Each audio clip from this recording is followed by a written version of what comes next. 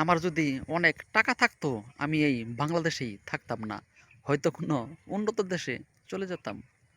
আমরা যারা গরিব আছি, আমরা গরিবরা প্রতিনিয়ত যুদ্ধ করি কর্মক্ষেত্রে, দ্বিতীয় যুদ্ধ করি আমরা বিচার পাওয়ার আশায়, তৃতীয় যুদ্ধ করি আমরা যখন আমাদের ঈদ চলে আসে, যখন আমরা শহরে থাকি, শহর থেকে গ্রামে আসতে চাই, তখন আমাদের ভাড়া 3 থেকে 4 গুণ বাড়িয়ে দেয় গাড়ির মালিকরা।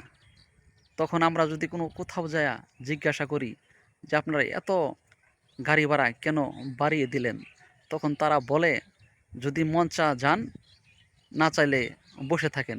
তখন আমরা কি করব? যদি আমরা প্রশাসনের কাছে যেয়ে জিজ্ঞাসা করি স্যার গাড়ি ভাড়া তো অনেক বেশি, তো তখন তারা বলে আমাদেরও কিছু করার নেই।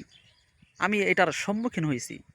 আমি এক পুলিশ অফিসারকে জিজ্ঞাসা করছিলাম, তারা এই জবাবই দিয়েছে, আমাদের কিছু করার নেই। আপনাদের যদি কিছু করার না থাকে তাহলে আমরা সাধারণ মানুষ আমরা যাবোটা কোথায়? জয় হোক মানবতার, আল্লাহ মহান।